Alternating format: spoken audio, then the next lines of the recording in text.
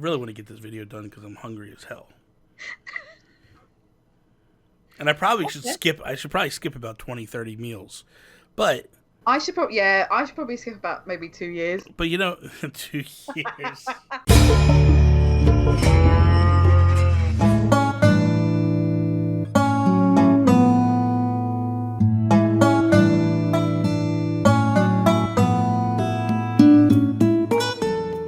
What is up, everybody, and welcome to another episode of Breaking Bells. I am Bobby, the Nintendo Guru, joined by the amazing, the wonderful, the light-tastic Holly, the Madonna of the crew. What is up, Holly? How are you doing? Hi, I'm doing good. How are you? I am well. Good. So today we're going to talk about. We're not going to talk about anything. We're going to rank the Animal Crossing games. There's been 5 mainline Animal Crossing games that I want to rank in orders of best to worst. Okay. Or worst to best. We're going to go from the worst to best.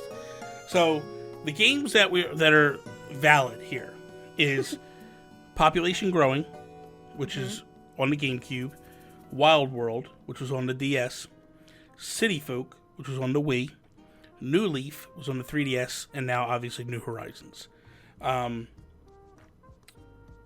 Of those ones I listed, is one of them on there you go, that's the worst, that has to be number 5? So for me personally, I barely played the GameCube one. Okay. So I feel like, well, that should automatically take number 5 because I'm just not very familiar with it. Like, I never played it. But I would probably say Wild World from the ones that I have played. So I feel Wild World is the absolute worst of the group. Yeah. When you think about it, like and the thing is, I was very young when I played it. Like, no shade to you, Bobby, but I was like, you know, when you're that young, your brain doesn't really work. I just feel like Explains I barely remember. Like, there was nothing really stand out for that game. Yeah. I don't know. That's just how I feel personally. Well, here's the thing. We could break down a little bit of what it did. What it did was a couple things. It added sharks. It added some cool little things like that.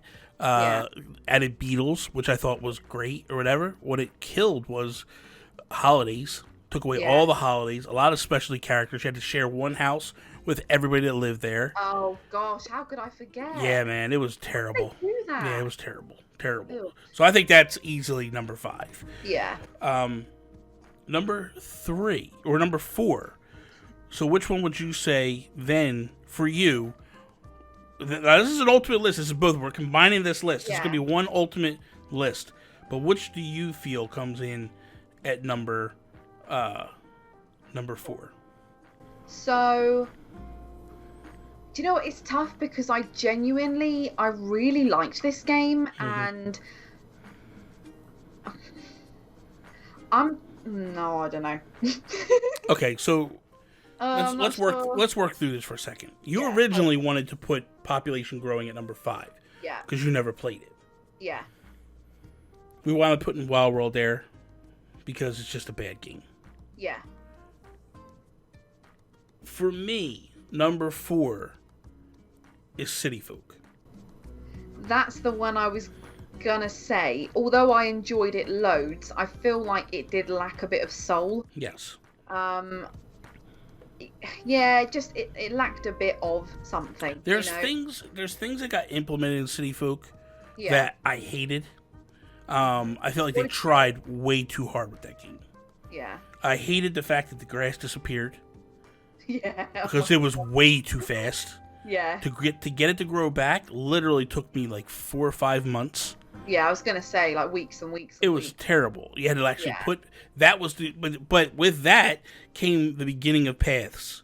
That's why people actually started putting paths down, so that way people would walk on them. So you still have grass. Because come wintertime, you had no grass. Snow didn't stick to anything. You couldn't make snowmen. It just wasn't. So it wasn't great. Plus, to me, City Folk was an almost direct port of Wild World. There was nothing new about it. To me, you could take sparkle, didn't it? It just lacked that, like, oh, this is different. Yes. I did really like the city aspect, and I quite liked the auction house. I quite liked the, because it was Dr. Shrunk, where you go to like the little kind of the theater, reactions wasn't and it? stuff. And that was okay, but it just, again, lacked. But I hated the fact that it took forever to load to get out there. You know, the first time, don't get me wrong, the first time you pull up in that school bus, right, and you get off, and like, I can hear it. It starts playing music, and like the camera pans up. I'm like, this is amazing. They did it one time, and that was it. And the We Speak, which was like a promo thing for that. But that was, I liked the We Speak. I liked it, but I felt like in the UK, I think it flopped quite a bit. I don't think a lot of people got it, so like you wouldn't really. I don't know if they marketed it as much as maybe they did in the US. I agree. Sure. Okay, so that's number 4. Number 3, and I think this is where I finally go, okay, this is GameCube area. Yeah. I think this is a good place for it to fall. Although personally, I'm very torn with 3-2-1. Yeah. Because I love the GameCube version so much, it's what brought me into Animal Crossing. Yeah. Like, I really wasn't. I was in a downward trajectory on video games. Animal Crossing was the one thing that kind of kept bringing me back to play. Especially on the GameCube. I wasn't a fan of Sunshine. I wasn't a fan of Luigi's Mansion. Hated Double Dash. Really? Oh God, me. Yes, I couldn't stand it. Oh God, that surprises me. I'm such a stan of all those games. But that's because if you're young, that's your era. But they were so influential. Yeah. So. But what I wanted wasn't there, and that's the thing. You know what I mean? Like, I wanted a Mario game. I wanted a Mario game. They gave me Luigi's Mansion. I get the Mario game. It's half baked. It's not even completely finished, and whatever. Anyway, that's completely fair enough. But of that, the gem to me is population growing, and it's the one that like I love. I love the music. I love the characters. Like, so much. There's so much charm in that game. Yeah. So much charm in that game. All the insults from the villagers. I feel like so funny. I feel like there's so many things that are implemented in that game that never were brought back, that are just nice, quirky, charming things. Here you go. During the summertime, you could exercise at the fountain in the morning. Get up early in the morning. You could go down there, and there was copper, and they were actually exercising at the water fountain, right? Then you had the lighthouse, where Tortimer in the summertime would take a 1-week vacation and ask you to go into the lighthouse every day and turn it on and turn it off. Oh, that's so and it was a job, and if you did it for the whole week, you got like a special prize at the end of the week. That's so nice. It had the NES games in it. Yeah. It had the gigantic statue of yourself for the first, second, third person to pay off their home loan. Oh, is it outside like right outside the train station? The train station. Yeah, I've seen like videos and stuff because I am familiar with it, just that I never really played it. I think I had it, but I was busy with like Sunshine and Luigi's Mansion and stuff, so I didn't really think about it too much. But so it makes it hard for me to go like, oh, that's the worst, that's the bit. But I'm willing to concede and go, okay, that's number 3. Here's where I think we run into a little bit of a maybe a conundrum. Yeah. Number 2, number 1. Yeah. I'm curious. I'll let it go to you first. What do you feel is the number 2 game of these two? I personally feel, because of personality, because of charm, New Horizons has to go second for me. Because New Leaf just felt like the gift that just kept on giving, you know.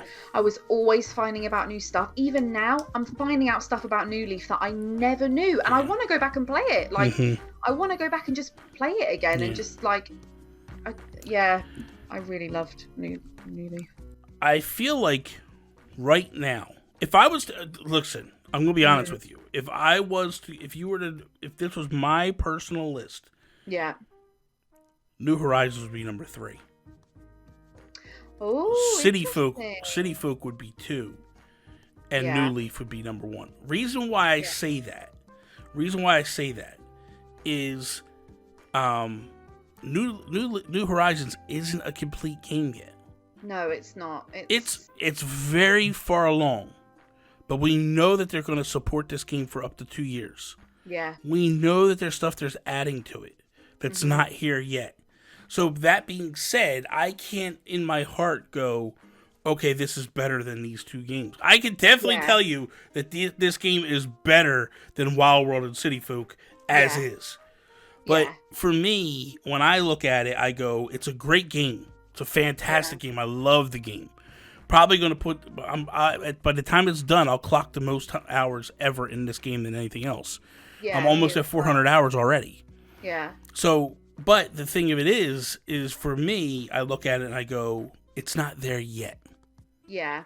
Talk to me next year, it'll probably be number one. We kind of touched on this on Breaking Bells Live, didn't we? We were saying, like, we know that it's Animal Crossing, but it kind of, like, we're just kind of waiting for Animal Crossing to like, really kick in. Like, it's got the skin, it's got the texture of Animal Crossing, but it's just those little touches. And, like, when we talked about kind of, is it an empty game? It's like, it's emptier than what I would like. It's not empty, but at the same time, when I think about New Leaf and just all the amazing things that added, like, I loved always discovering new public works projects. I loved discovering the fact that you could upgrade certain buildings that I didn't even realize.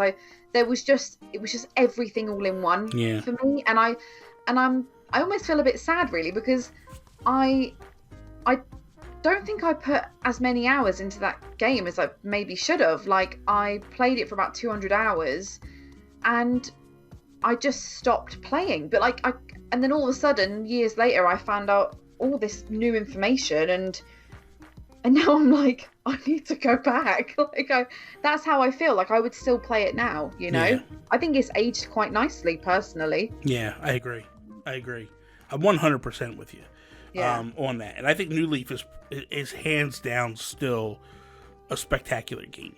Yeah. And, you know, if you're not able to get a Switch, I would say, man, get yourself a 3DS and New Leaf. Yeah, actually, I mean, you can get it now because it's now classed as like is it like a Nintendo Select or Nintendo this? So the game was only $20. Well, here it was like £13. Like just, and oh gosh, it's so worth it. Honestly, it's so worth it. You sink hours and hours into that game. I wish I had done more. And like I said, I'm tempted to maybe, like, off of YouTube and stuff, do a little kind of detour and just like relive it a little bit, because I actually started playing it again a few weeks before the New Horizons came out. Yeah, absolutely. I was like, get me in the Animal Crossing hype. Yeah, like, exactly. And it was just nice. Like, it, you know, it's just nice. I agree. I agree. Yeah. So that is all. Thank you guys for watching another episode. Hopefully you enjoyed. If you did, please smack the like button below. Also, let us know. Rank your top 5 Animal Crossing games in order down below in the comments.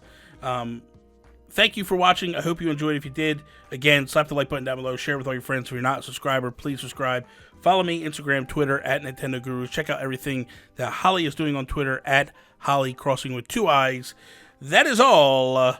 Peace out, Preston. Bye.